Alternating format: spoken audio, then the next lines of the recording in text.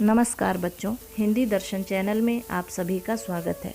आज हम लोग 9वीं कक्षा के हिंदी पाठ्य पुस्तक में दिए गए यमराज की दिशा पाठ को पढ़ेंगे, जिसके कवि हैं चंद्रकांत देवताले। इनका जन्म सन 1936 ईस्वी में मध्य प्रदेश के जिला बैतूल के अंतर्गत जौलाखेड़ा नामक गांव में हुआ था। इन्होंने अपनी काव्य कृतियों में गांव, कस्बे और निम्न वर्ग के जीवन का चित्रण किया है। वर्तमान समाज में विज्ञान के विकास के साथ ही मानवीय मूल्य समाप्त होते जा रहे हैं और जीवन की समाप्ति अर्थात मृत्यु के अनेक रास्ते बन गए हैं। इस कविता में वर्तमान समय की तुलना कवि ने अपने बचपन के दिनों से की है और यह बता रहे हैं कि भले ही विज्ञान ने बहुत तरक्की कर ली हो, परंतु मनुष्य मानवीय मूल्यों को खोता चला जा रहा है। विश्वास, आस्था, प्रेम, सहयोग, समर्पण के जो भाव पहले के लोगों में विद्यमान थे, वो आज नहीं रहे। मानव का शत्रु होता जा रहा है। अब मृत्यु की दिशा एक नहीं है, वरन सभी दिशाएं मृत्यु की हो गई हैं। तो चलिए इनकी कविता पढ़ते हैं। यमराज की दिशा।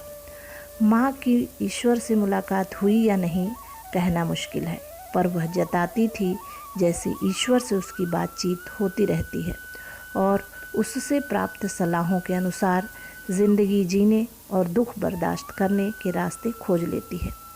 कवि कहते हैं कि मेरी माँ ईश्वर से मिलती थी कि नहीं मिलती थी ये तो कहना मुश्किल है, लेकिन उसके बातों से, उसके व्यवहार से ऐसा लगता था कि वो ईश्वर से मिलती जुलती है, उनसे बातचीत करती रहती है।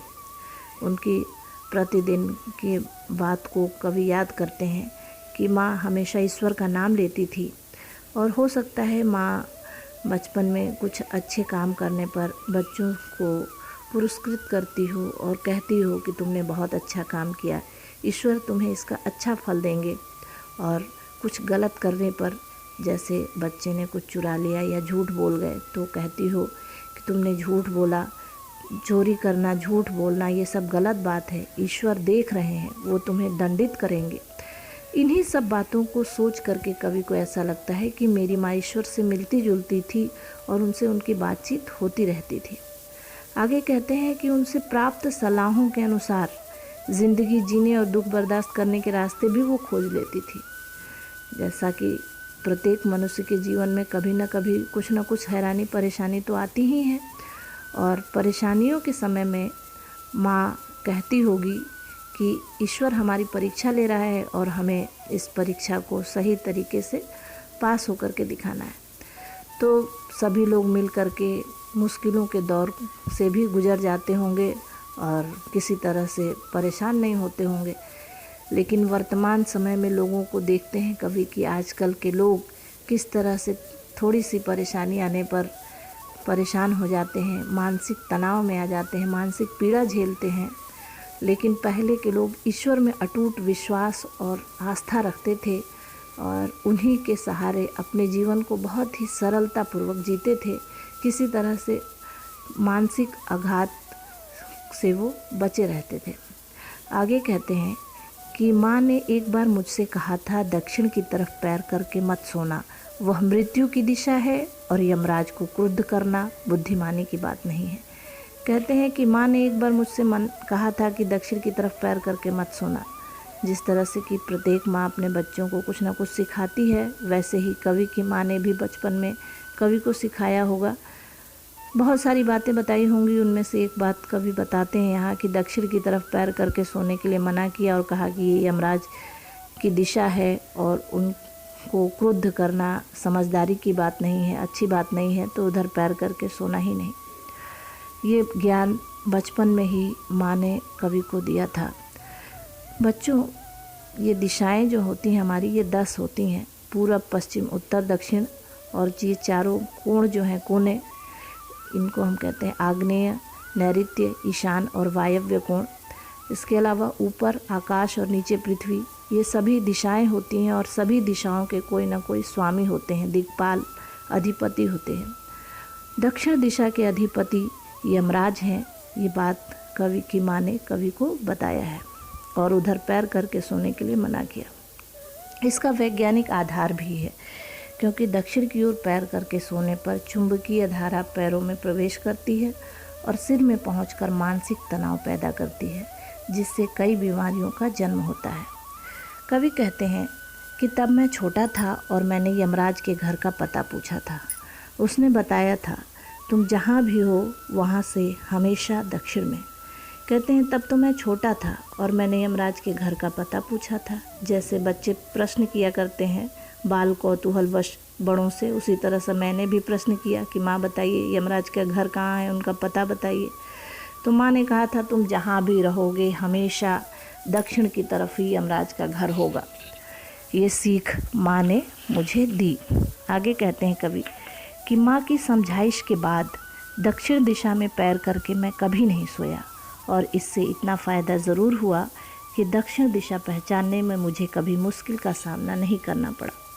माँ की समझाइश के बाद, समझाने के बाद, समझाइश शब्द आंचलिक है, तो कहते हैं उनके समझाने के बाद मैं दक्षिण दिशा में पैर करके कभी सोया ही नहीं और इतना फ़ायदा मुझे हुआ कि दिशाओं का ज्ञान मुझे हो गया। कभी भी दिशा से संबंधित कोई मुश्किल का सामना मुझे करना ही नहीं पड़ा। तो माँ की बात मानने से एक फ़ायदा कवि को ज़रूर हुआ कि दिशाओं का ज्ञान हो गया। ये बात कवि कहते हैं। आगे कहते हैं कि मैं दक्षिण में दूर दूर तक गया और मुझे हमेशा माँ याद आई। दक्षिण को लांघ लेना संभव नहीं था, होता छोर तक पहुँच पाना तो यमराज का घर देख लेता। कहते हैं कि बड़े होने के बाद मैंने बहुत सारी यात्राएं की, दक्षिण दिशा की भी बहुत यात्रा की और जब जब मैं दक्षिण दिशा में दूर दूर तक गया तो मुझे माँ की याद हमेशा आई और माँ की बातों को भी कवि याद करते रहे हमेशा। इसलिए वो दक्षिण जाकर के यमराज का घर देखना चाहते थे। लेकिन कहते हैं कि दक्षिण को लांघ लेना संभव नहीं था। किसी भी दिशा को कोई लांघ कैसे सकता है? पृथ्वी का आकार गोल है और हम किसी दिशा के किनारे तक पहुँच ही नहीं सकते। लेकिन कवि कहते हैं कि अगर ऐसा होता तो मैं अवश्य जाता और यमराज का घर देख लेता। बहुत कवि जो है जाना चाहते हैं, माँ की बात सुन करके उन्हें जिज्ञासा है कि मैं देखना चाहता हूँ यमराज का घर, इसीलिए वो चाहते हैं कि यमराज का घर कहाँ है उसे मैं देख लूँ। आगे कहते हैं कि पर आज जिधर भी पैर करके सो वही दक्षिण दिशा हो जाती है। सभी दिशाओं में यमराज के आलीशान महल हैं और वे सभी में एक साथ अपनी दहकती आँखों सहित विराजते हैं। आज का जो समय है, जिधर भी पैर करके सो वही दक्षिण दिशा हो गई है। यानी मृत्यु अनेक कारणों से उपस्थित हो रही है आज वर्तमान समय में। वर्तमान समय को लेकर के कवि बहुत चिंतित हैं और कहते हैं कि पहले ऐसा नहीं था। पहले तो माँ ने सिर्फ एक दक्षिण दिशा का ज्ञान कराया था जो मृत्यु की दिशा है, परंतु आज तो सभी दिशाएं दक्षिण हो गई हैं। जिधर भी पैर करके सो वही दक्षिण हो जाता है और सभी दिशाओं में यमराज के आलीशान महल हैं। यानी मृत्यु के अनेक कारण हैं और उस सभी में वो एक साथ अपनी दहकती आंखों सहित विराजते हैं। दहकती आंखों सहित लोगों की प्राण को लेने के लिए यमराज तत्पर बैठा है। आज कभी भी किसी की दुर्घटना हो सकती है। लोग हत्याएं कर रहे हैं, आत्महत्या कर रहे हैं, मानसिक पीड़ा को झेल रहे हैं। तरह तरह के कारण हैं जिससे मृत्यु आज हमेशा उपस्थित है।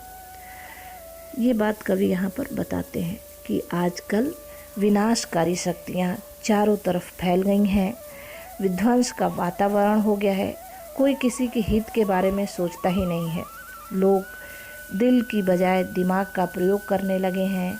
आजकल के लोग तार्किक हो गए हैं। आस्था और विश्वास का भाव किसी के अंदर आज रह ही नहीं गया है। आज तो लोग बस अपने फ़ायदे की बात सोचते हैं और अपने फ़ायदे के लिए दूसरों को मार देना पड़े इसके लिए भी वो तैयार हैं। मृत्यु करने के लिए, दूसरे की हत्या करने के लिए भी लोग तैयार बैठे हैं। तो इस तरह से मृत्यु की दिशा अनेक हो गई है। यानी कहने का तात्पर्य है कि दसों दिशाएं मृत्यु की दिशा हो गई है आज। यही बात कवि इस कविता में बताना चाहते हैं कि सभी दिशाओं में यमराज के आलीशान महल हो गए हैं आज और वो सब में एक साथ दहकती आंखों सहित विराजते हैं। विज्ञान के विकास के साथ ही मानवीय मूल्य पूरी तरह से समाप्त होता जा रहा है, इसी की ओर संकेत करते हैं कवि यहाँ पर। आगे कहते हैं कि माँ अब नहीं है और यमराज की दिशा भी वह नहीं रही जो माँ जानती थी। माँ ने जो दिशाओं का ज्ञान कराया था उसमें एक दिशा को बुरा बताया, यमराज की दिशा बताया, उधर पैर करने को मना किया। लेकिन आज के वातावरण को जब कभी देखते हैं चारों तरफ तो कहते हैं आज माँ नहीं है, और माँ के साथ साथ वो बातें भी ख़त्म हो गई, वो मूल्य, मानव मूल्य ख़त्म हो गया, लोगों का एक दूसरे प्रति आस्था और विश्वास समाप्त हो गया, प्रेम का भाव खत्म हो गया। माँ के साथ ही साथ बहुत सारी चीज़ें समाप्त हो गई हैं। उनके द्वारा बताई गई एक दिशा जो दक्षिण की थी वो समाप्त हो कर के आज चारों तरफ की दिशा दक्षिण हो गई है। हर दिशा में यमराज का घर हो गया है। इस तरह से करके कवि जो है बहुत दुखी होते हैं और वर्तमान समय और अपने बचपन के समय की तुलना करते हैं। इस तरह से ये जो कविता है ये प्रतीकात्मक कविता है। इस कविता में कवि ने यमराज और दक्षिण दिशा को मृत्यु और भय की दिशा बताया है। भय जिससे माँ भयभीत रहती थी, अपने बच्चे को सुरक्षित रखना चाहती थी, वो भय आज चारों तरफ व्याप्त है। ये बात कवि इस कविता में बता रहे हैं। ये कविता यहीं समाप्त हुई। फिर मिलेंगे। नमस्कार।